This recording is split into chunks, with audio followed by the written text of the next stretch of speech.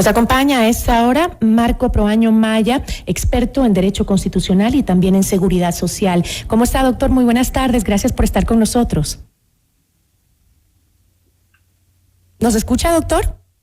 Buenas tardes. Buenas tardes. ¿Cómo está? Ahí le escuchamos perfectamente. ¿Cómo está? Buenas tardes. Gracias por estar aquí. No, para mí es un honor. Es un honor. Doctor, según dijo Rodríguez, para el próximo mes el Fondo de Salud está en cero y para agosto y septiembre de este año no tendremos para pagar a nadie, dijo. Esa es la verdad, estamos quebrados, dijo Rodríguez. ¿Qué hacer ante la realidad del desfinanciamiento completo, como anuncian del IES?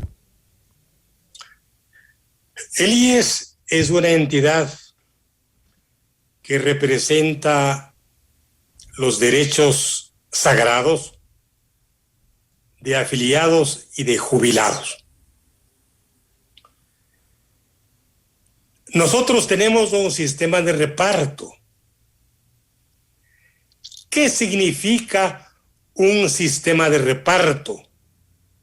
Significa que con los aportes de los trabajadores activos se financia las prestaciones de los trabajadores pasivos. Uh-huh. Y si bien el IES tiene como fundamento de su actividad la salud y las pensiones de jubilación,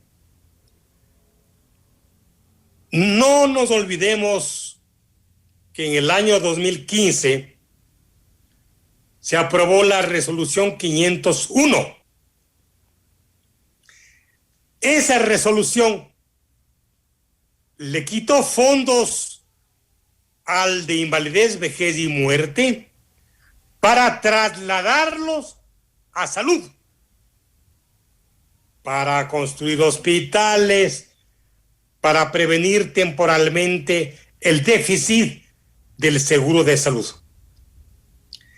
Y esta resolución, que va a agotarse en el presente año, fue una conducta en contra de los derechos de los jubilados. ¿Por qué? Porque inicialmente el Fondo de Salud tenía 5.71 y el Fondo de Invalidez, Vejez y Muerte 9.74, y cambió por mérito de esta resolución del Consejo Directivo, cambió de el Fondo de Invalidez, Vejez y Muerte a Salud. Uh-huh. Y es importante indicar que está prohibido por la ley el trasladar fondos de una asistencia que tiene que obligatoriamente dar el IES a otra asistencia. Uh-huh. Y inclusive se sanciona con una multa y con una invalidez en cárcel. Pero estábamos en un régimen donde no se pensaba en el país. Ahora, doctor, solo se pensaba en el poder.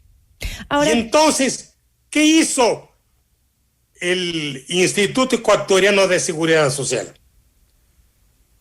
Aprobaron una reforma a la ley por la que derogaban la sanción de cárcel para tomar esa resolución. Ahora, bueno, han sido, además de estas, varias causas para que hoy el IES tenga la situación tan crítica que tiene. Pero, doctor, ¿cree usted que es posible para el Estado, en las condiciones actuales que atraviesa, cancelar el 40% de la contribución al fondo de pensiones?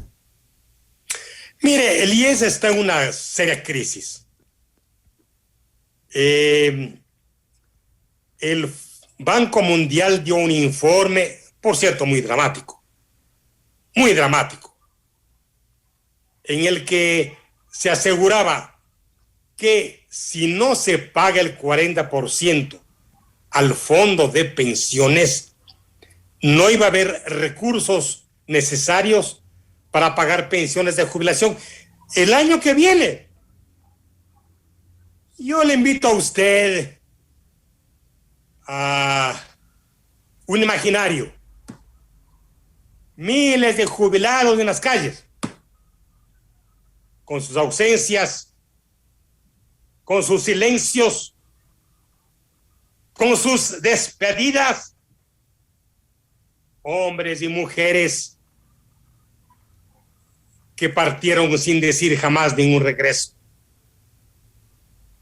Y le invito a usted a pensar que los jubilados no tienen capacidad de movilización. Ellos piensan que su jubilación, que para la mayoría es su único ingreso, tienen derecho a tener su jubilación que les permita vivir con dignidad y morir con dignidad. Es terrible realmente, doctor, la situación que atraviesa esta institución. Justamente César Rodríguez había asegurado que si se hacen ajustes apropiados al manejo de salud y de pensiones, los pagos podrían alcanzar, pero pidió a la Asamblea no seguir imponiendo servicios al IES sin contar con los fondos para hacerlo. El IES dijo, no es la seguridad social del Ecuador, sino de los trabajadores, de los que aportan, explicó. Y dio ejemplos que me gustaría compartir con usted y que me diga si le parece o no la versión que da Rodríguez. Dice que como medidas políticas en contra del IES, el haber instaurado la afiliación para amas de casa, es una de ellas, cuando en realidad el aporte del Estado no llega para cubrir a las amas de casa. Además, decía, se sigue atendiendo a los hijos menores de 18 años de los afiliados, aunque este servicio no cuenta con un real financiamiento. ¿Usted está de acuerdo con esos factores?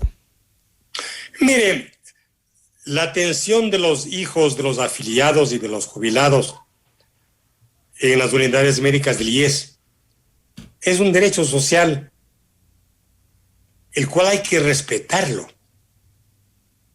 porque los derechos sociales son progresivos. No puede haber regresión de los derechos sociales. Pero no hubo financiamiento, no hubo cálculos actuariales, y hay un principio universal en la seguridad social en todo el mundo. Pero entonces... No se puede. Entiendo clarísimo, los derechos adquiridos... Una nueva prestación, ni aumentar los beneficios de la prestación si no está debidamente financiada. Exacto, y como usted lo dijo, pues doctor, los derechos adquiridos de los diferentes sectores de la sociedad no se pueden revertir. En ese caso, ¿cómo podría entonces el IES encontrar el financiamiento para poder cubrir esos servicios de salud a los grupos que no realizan aportaciones a la seguridad social? ¿De dónde sacamos la plata? Mire, yo ayer me enteré que en la Asamblea Nacional se discutía el 40% que el Estado tiene como obligación dar al IES. Nosotros tenemos un sistema de reparto. En ningún país del mundo un sistema de reparto puede funcionar si no hay la directa participación del Estado. Y a mí me provoca rebeldía ciudadana. Entender que el poder político no acepta que la mejor forma de humanizarle a un gobierno es con la seguridad social. ¿Y por qué? Porque la seguridad social tiene que ver con las contingencias de la condición humana, que no van a ser resueltas ni por la caridad pública, ni por otras formas de asistencialismo. Tienen que ser resueltas por acciones públicas institucionales como la del IES, protegidas por leyes y por la eficiencia de las instituciones. Ya decía Otto von Bismarck que la seguridad social acompaña al ser humano desde la cuna hasta la tumba. Uno de los temas, doctor, para cerrar, porque se nos acaba el tiempo, uno de los temas que justamente se trataban en la Asamblea era que el empleador pueda acceder a los servicios del IES justamente sin que él...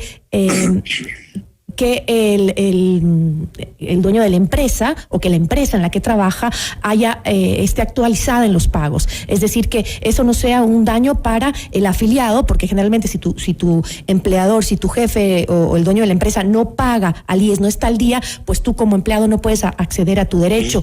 Y decían que eso no podría ser así. ¿Usted lo ve correcto o no? Mire, la atención de la salud en las unidades médicas del IES no es un derecho, es un derecho. Y nosotros tenemos este trauma de no respetar las leyes. Si usted revisa el artículo 186, último inciso, nosotros nos adelantamos a los tiempos y consagramos que cada 5 años tiene que aumentarse 1 año la edad para jubilarse. Hoy sería 64 años, pero la gente se sigue jubilando 30 de aportación, 60 de edad. Ningún gobierno, ningún consejo directivo respetó esta decisión, que es un mandato legal. Un gobierno debe entender que la nación tiene que ser gobernada por las leyes, no por las personas. Desde el poder solo se puede hacer aquello que está expresamente señalado. Uh-huh. Yo les digo a mis estudiantes de la maestría, les digo del principio de la atribución de potestades. Solo las personas tienen derechos. Los tribunales, los funcionarios, los gobernantes, solo tienen facultades. Facultades renovables, facultades transitorias, que tienen como objetivo hacer que se respeten esos derechos. Con eso me quedo, doctor. Muchísimas gracias por habernos acompañado en esta entrevista. Muy honrado. Muchas gracias. A usted. Buenas tardes. Agradecemos a Marco Proaño Maya, experto en Derecho Constitucional y también en Seguridad Social. Esto es Notimundo, la Carta, siempre bien informados.